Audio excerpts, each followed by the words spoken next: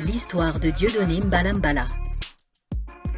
Le petit Dieudonné n'avait pas grand-chose à voir avec le monstre qu'il est prétendument devenu. Le monstre que Philippe Tesson aurait aimé voir exécuté en place publique par un peloton d'exécution. Il y a l'injure, et après l'injure, il y a la loi, et après la loi, il y a les coups. Et vous le savez. On le condamne à la prison. Voilà, c'est la réponse que j'attendais depuis 10 minutes. C'est tout. Les extrémistes diront qu'on le condamne à mort, mais la peine de mort est abolie. Il faut lui défoncer sa gueule. Ce type, sa mort par exécution par un peloton de soldats me réjouirait profondément. Dieudonné était un nourrisson joufflu et jovial de 4,5 kg. Il est né un vendredi, le 11 février 1966 à Fontenay-aux-Roses, en banlieue parisienne. Son visage, comme ses mimiques, ont fait de lui, très tôt, un amuseur public. D'abord en famille, puis à l'école avec les copains, et puis, très vite, sur scène avec son ami de jeunesse, Elie Semoun. Après s'être rapidement produit dans le métro, c'est au Café de la Gare qu'Elie et Dieudonné vont prendre leur véritable envol et s'imposer sur la scène humoristique des années 90. Leur talent leur permet vite de grimper les échelons à la télé puis au cinéma et dans des grandes salles. Le jeune Dieudonné a alors la vingtaine et fait son entrée en grande pompe dans le showbiz, là où la pieuvre de l'argent et de la célébrité aveugle même les plus sincères. En 1997, Dieudonné a 30 ans. Elie, de son côté, décide de tenter sa chance aux États-Unis, d'où il reviendra très vite bredouille. Dieudonné, insensible aux rêves américains, s'installe au Théâtre de la Main d'Or et commence sa carrière en solo. Il enchaînera les spectacles à un rythme record, ce qui fera de lui, en 2021, l'humoriste français le plus prolifique avec 23 one-man shows en 23 ans. En comparaison, derrière lui, Jean-Marie Bigard en collectionne 12 en 30 ans.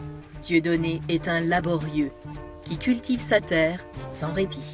Au début de sa carrière en solo, il est encensé par les médias et par la presse. Le meilleur humoriste de sa génération, le nouveau Coluche. Il sait faire rire avec les sujets qui dérangent, et ce, quels que soient les risques encourus. Après s'être moqué des prêtres chrétiens, des extrémistes musulmans, des pygmées, des noirs, des blancs ou des asiatiques, sans jamais de problème, Dieudonné, en 2003, fait un sketch sur France 3 dans lequel il ironise sur la légalité des colonies israéliennes en territoires occupés. Cela déclenche un tollé auprès de la communauté israélite de France qui crie au scandale et demande très rapidement l'annulation de ces spectacles. Le puissant lobby israélien le condamne à une mort médiatique et financière, doublée d'une haine viscérale inspirée principalement par sa couleur de peau. Pour Israël, Dieudonné n'est pas un être humain, c'est un singe à qui il faut intimer le respect.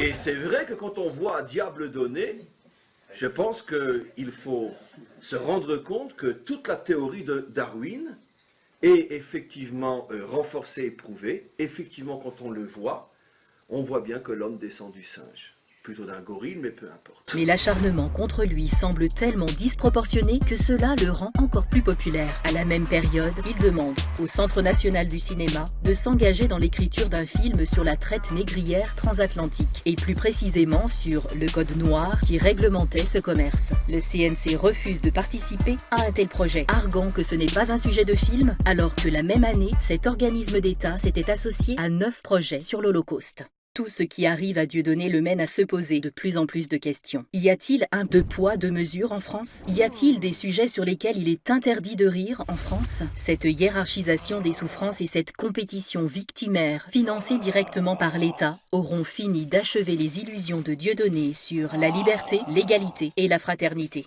La communauté israélite n'accepte pas cette insubordination et envoie 4 jeunes agents du Mossad pour lui donner une bonne leçon en Martinique. Alors que Dieudonné s'apprête à participer à un débat sur une radio de Fort-de-France, il est agressé par 4 hommes qui lui tombent dessus dans le dos. Les coups pleuvent ainsi que les insultes. Alors le singe, tu veux qu'on t'emmène en Palestine?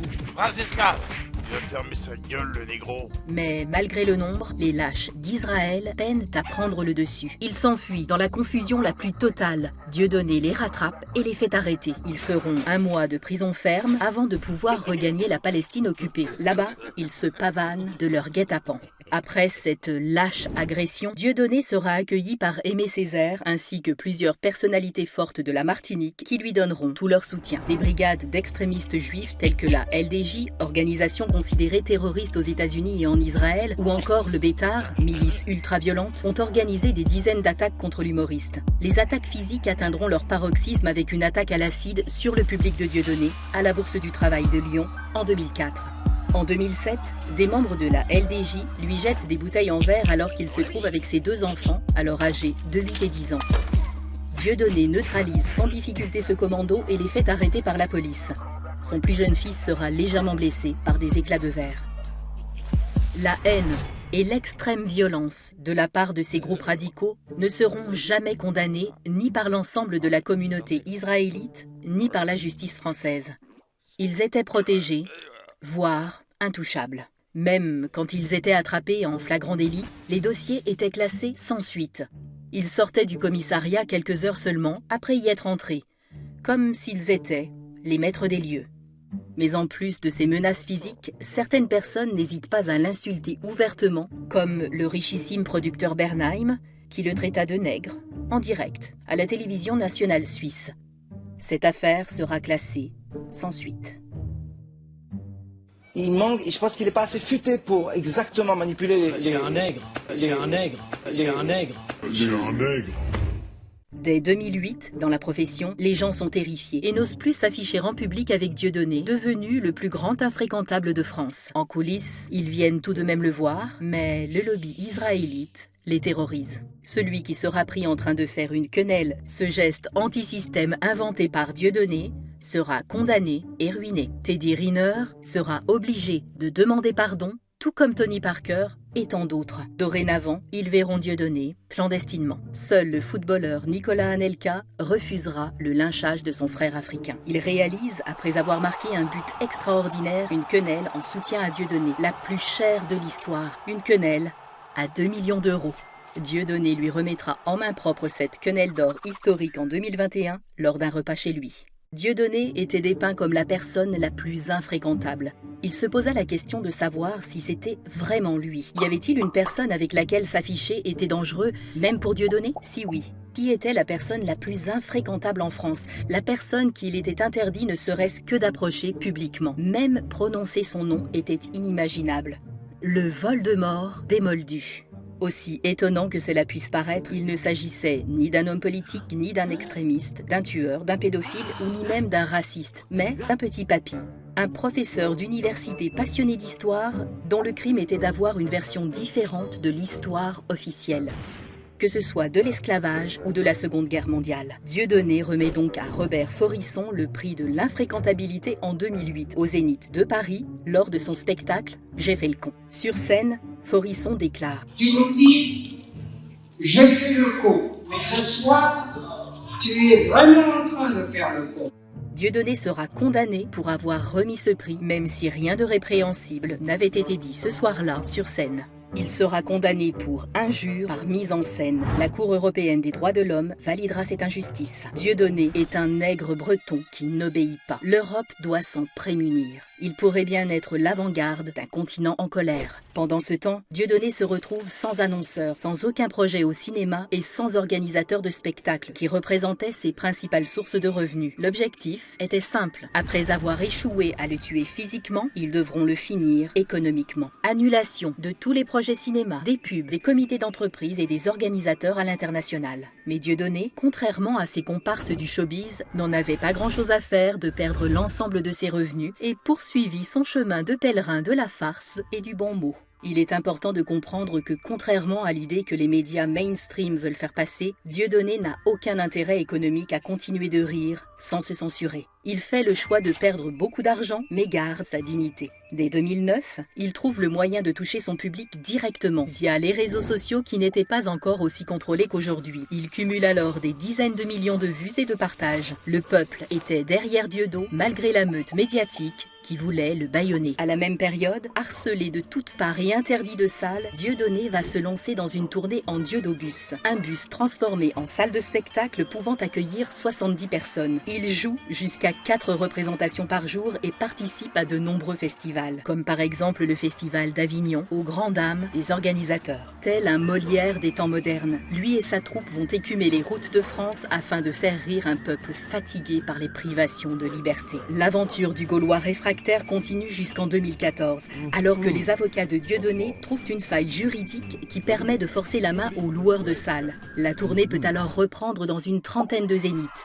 Les salles se remplissent 2000, 4000, 6000 et même 8000 personnes au Dôme de Marseille.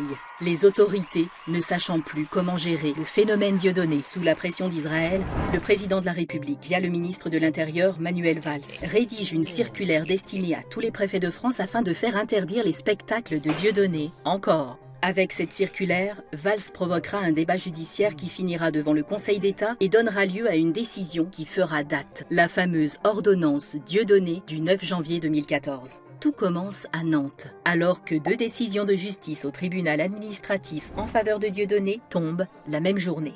Manuel Valls, 4 heures avant le spectacle, fait passer une procédure d'urgence au Conseil d'État pour un spectacle, première dans l'histoire de France. Les avocats de Dieudonné étant à Nantes, impossible de rejoindre Paris à temps. Ils ne pourront pas exercer son droit à la défense, ce qui est parfaitement illégal. Mais peu importe, la loi n'est plus d'actualité. Ils jugent un spectacle d'1h30 en 1 heure et sortent 15 pages de décision juridique en 30 minutes, ce qui est techniquement impossible. La circulaire avait probablement été préparée en amont, avant le passage devant la Cour. Cette décision est unique en son genre, complètement anticonstitutionnelle et illégale. Cette ordonnance va interdire a priori les spectacles de Dieudonné, c'est-à-dire avant que le spectacle ait lieu, ce qui bafoue le principe de présomption d'innocence. Toute la procédure se base sur la notion de dignité humaine qui interdisait le lancer de nains. Le parallèle va faire débat. Le Conseil d'État pouvait-il comparer l'expression d'un humoriste nègre avec le jeté d'un nain? Le débat a été porté devant la Cour européenne des droits de l'homme qui devra trancher prochainement. Il faut alors que Dieudonné trouve une solution. Puisque le spectacle Le Mur est interdit, il met en place un nouveau spectacle en 1 semaine nommé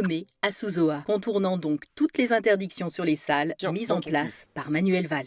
Le Premier ministre est furieux. Il décide de faire bloquer arbitrairement le théâtre de la Main d'Or. Plus de 200 CRS encerclent alors la salle, empêchant le public d'y accéder. Le passage de la Main d'Or est complètement interdit au public et à la circulation. Cela durera près d'1 mois. Devant le non-sens et le coût démesuré, Manuel Valls fut obligé d'abandonner cette méthode. Dieudonné reprendra sa tournée, bien qu'à chaque date, un interdit se présente.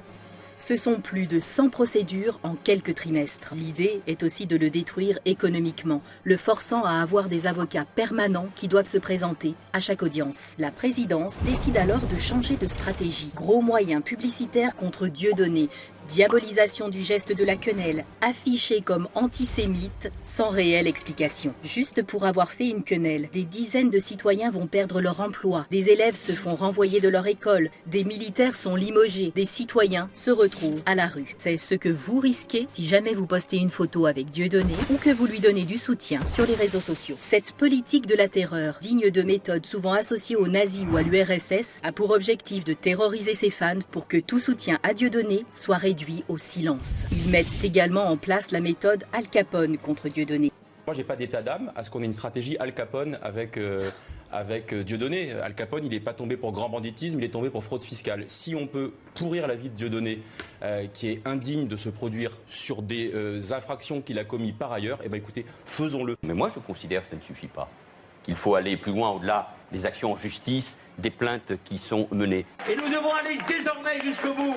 La justice, les services fiscaux, mais bien au-delà. On lui interdit les banques et tout moyen de paiement. On lui envoie tout ce qu'on a, le fisc, les agents des douanes, les gendarmes, les policiers, les huissiers. Les ambassades de France et d'Israël font pression pour faire interdire Dieudonné à Hong Kong, en Thaïlande, au Maroc, en Angleterre et au Canada. Le sujet fait couler beaucoup d'encre dans le monde entier. Il y a des centaines d'articles dans une dizaine de langues. La liberté d'expression en France de Charlie à Dieudonné. Des blagues sur un prêtre pédophile ou un imam terroriste, pas de problème. Par contre, hors de question de parler d'un rabbin influent, s'amusent les médias étrangers. En 2017, le gouvernement, par une pirouette administrative et juridique, parvient à l'expulser de son théâtre. Dieudonné trouve un nouveau local, mais un matin, alors que l'équipe arrive, il découvre qu'il y a un mur en briques devant la porte. Oui, un mur. Le nouveau propriétaire multimilliardaire israélien, l'a fait poser dans la nuit et la justice donnera raison aux propriétaires sur le fait que mettre un mur à la place de la porte d'entrée à l'insu de ses locataires n'était pas illégal. Dieudonné recevait-il un traitement différent de la part des institutions judiciaires? Il arrive à trouver une énième salle à Châtillon en banlieue parisienne, mais l'histoire recommence. Encerclement de la salle, l'entrée est autorisée, mais pour rentrer, il faut passer un cordon de police. Or, il est interdit de passer un policier par la force. Dieudonné grimpe alors sur un local à poubelle et joue son spectacle dans la rue, au-dessus des CRS qui l'encadrent. Le public est hilar et les flics regardent leur pompe, honteux. Et vous allez juste bouger comme ça, hein, juste devant. Si vous avez un peu d'audace et vous êtes taquin, vous pouvez vous rapprocher, sans toucher. Mais ce serait extraordinaire, vous voyez. Nous allons montrer quelque chose d'extraordinaire. Vous avez une image qui va faire le tour du monde. Alors, allez, j'y vais.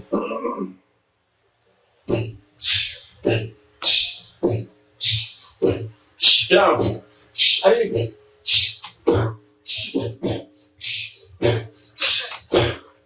Filmez les dames. Magnifique. Approchez-moi un tout petit peu. Très bien, mes amis. Ce sont des millions d'euros gaspillés par l'État pour essayer de faire taire un clown.